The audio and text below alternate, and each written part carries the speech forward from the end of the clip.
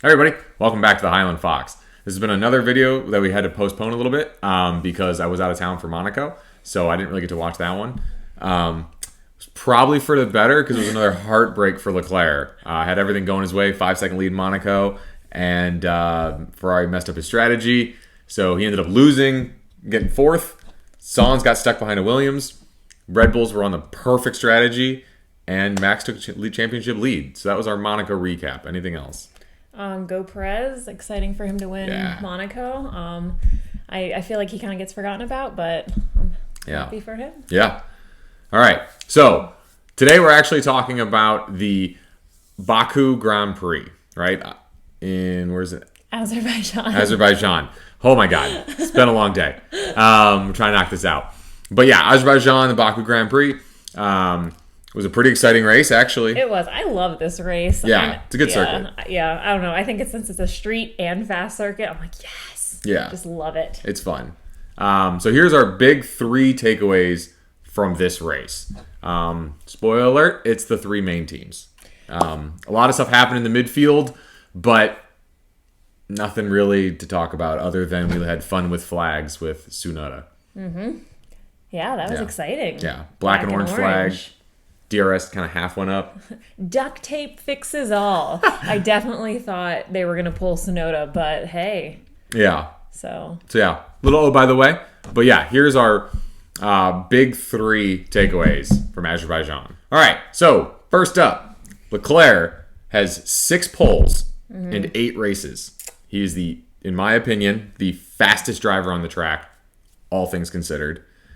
However, I would also say he's probably one of the most unlucky drivers on the grid. Change my mind. I mean, I can't. I think he definitely pushes to the fullest that car. Like, that qualifying lap was a beauty. It was a 10th. It was 1/10 off last year's pole time, and these cars are about a second slower. So to take it to the extreme, he's just an amazing qualifier. He is unlucky, but it's also a question of reliability now with Ferrari. Red Bull seems to have gotten their stuff figured out, but Ferrari, they just had a tough day with engines, especially like K-Mag. Yep. And then Sainz and Zhao had to retire. Yep. So Ferrari engine had a rough day. So now we're looking at reliability with them. You know, this is his second DNF. Yep. Sainz also. You know, So and then he's gonna have to start taking engine penalties. Yeah, you know, we're not even halfway through the year. My goodness, we're and you're third. So that's what I'm saying. Like, we never get to see him in race pace because he's never has a car that can give him race pace. Yeah, and then last week, obviously, Ferrari's strategy calls were bonkers, if I may say. Yeah. I did not understand what they were going for. Something I don't. Yeah, and then the engine failure in Spain, he was up by 15 seconds or something crazy. So can they fix it? No. Okay. I mean, they will fix it enough to keep it competitive. I definitely think Ferrari will finish the season number 2. I think Leclerc will probably finish number 3. Okay. But Red Bull's got their groove. They're working. Both drivers are number 1 drivers. Yeah. You know, unless it's a Nico Lewis situation where they start hating each other, which doesn't seem like it. They seem to get along really well. Yeah. I think it's the whole rest of the championships between them. Yeah. I think Ferrari's just doing normal Ferrari things. But the team principal Bonato said, like, we're not really going for the championship this year. Like, we would love it, but we're trying to just be competitive. Yeah. So, and they are. They just need that reliability figured out. You can't really win or even get second place when your engines keep blowing up. Yeah. Michael Schumacher said, in order to finish first you must finish.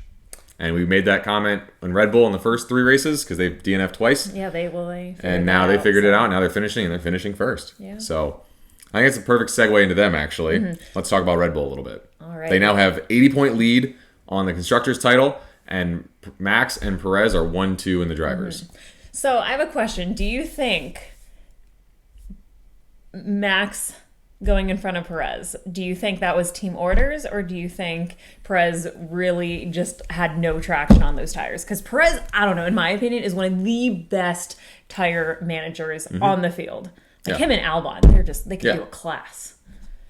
So I don't know. Okay. So for those of you that didn't get to watch the race and you're watching us for the highlights, I'd recommend the race. But I would say the don't fight him was kind of like the joke from Alonso when Alonso was on Ferrari, the Alonso's faster. Yeah. So it was like, it wasn't team orders, but it was letting you know that this is basically team orders. Okay. But Perez finished 20 seconds behind Verstappen. Okay. So would Verstappen have beat him anyway? Yeah. You know what I mean? So that's kind of where I'm at. But, I mean, he's gotten team orders a couple times this year, and he's only a couple points behind Max. So if he didn't get those team orders, he'd probably be beating Max. Yeah. And I mean, he's a pretty consistent driver, I would say. Mm-hmm. So I'm excited to actually see how they go, because I know they don't really have bad blood amongst them. It's fun to watch them. Yeah, so I'm excited for how Red Bull does the rest of the season. Yeah. So is this going to be the Lewis era, though, where, you know, Max or Perez and Red Bull are going to win with 6 races left and there's really no reason to watch? I think it's still too early to tell, because, like, now let's throw in Mercedes. Like, Russell is always fit. There. Like, he's always he's always there. Yeah. So if he could just, like, inch up a little bit, I think he could, you know, push out some of those points. And, you know, like, Ferrari just needs to get a little bit of reliability under control, and they're right there. So I don't think yet, but Red Bull's doing a pretty good job of making it seem like, hey, we got this. Everyone sit down. Yeah. So, yeah. Yeah. It's interesting to see, too, because, like, you kind of want to see how the regulations change. So the engines are frozen this year, but you can work on reliability. Yeah. So did Ferrari play the game a little bit and go, hey, as long as we make a banger of an engine, we can fix reliability next year. You know, if they're really not going for titles this year, because you got to think, 2 years ago, they didn't have a car that could finish in the top 6. Yeah. So they've come a long way in 2 years. Yeah, I think it was just a lot of pressure we put on them, because I was like, all right, this is their year. Oh, yeah. They're coming back. They're Ferrari. And it's like, yeah. So I expect that, and it's like, okay, well, it's a brand new engine system, so yeah. So okay. That's what I think. Yeah, I mean, we're all prediction. When we go back to our predictions at the end of the season, we're going to be like, wow. Oh, wow, we were dumb. Because I think we both put Red Bull like 3rd. We thought they spent too much time in 2021, and they're just making fools out of us. I don't think we're the only ones, though. I think a lot of channels did it. Not. And Leclerc is doing our point, right? So, like, that's the joke now. Does Leclerc beat Hamilton's 100 poles in 4 seasons? Does he get 20 poles every year? And just never wins. And never wins. He has. So, fun fact. Sorry to interrupt. Fun fact. Max Verstappen has more wins when Leclerc is on pole than Leclerc has when Leclerc is on pole. That is such a sad statistic. Mm-hmm.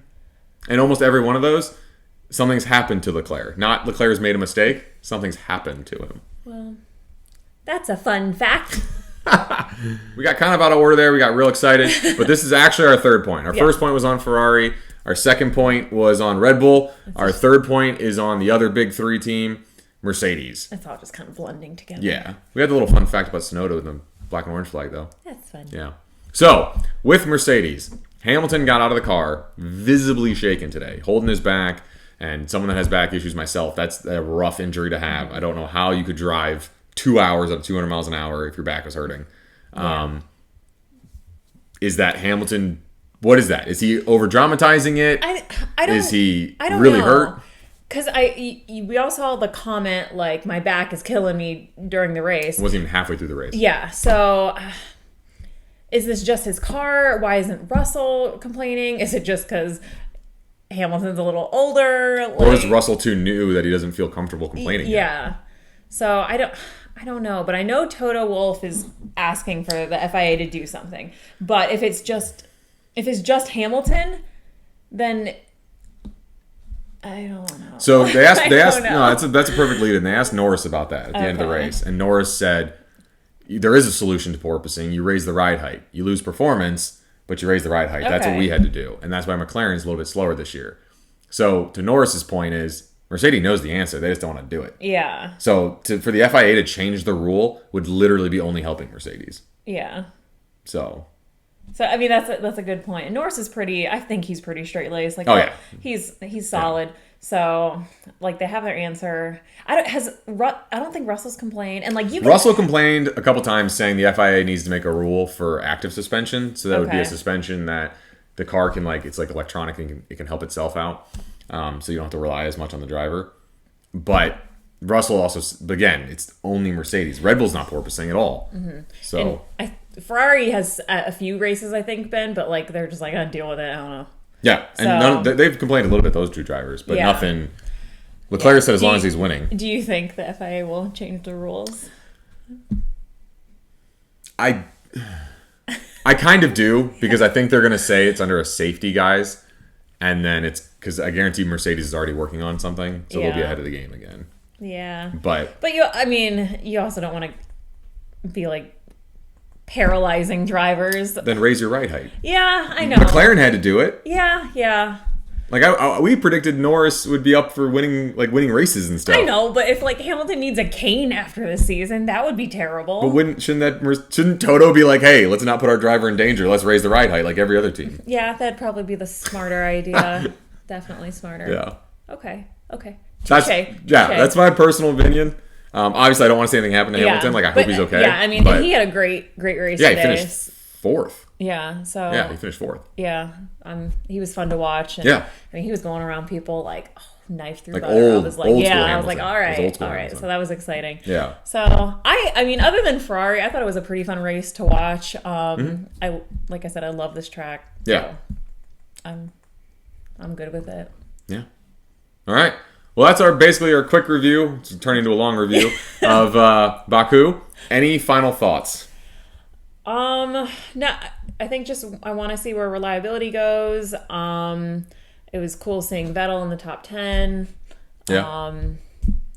I'm just hoping Mick, once again, I'm going to say it every video, get points, please. I know you can do it. He's close. Yeah. Yeah. But that's my final thoughts. My final thought is Leclerc's going to get pole rest of the season and maybe get one more win.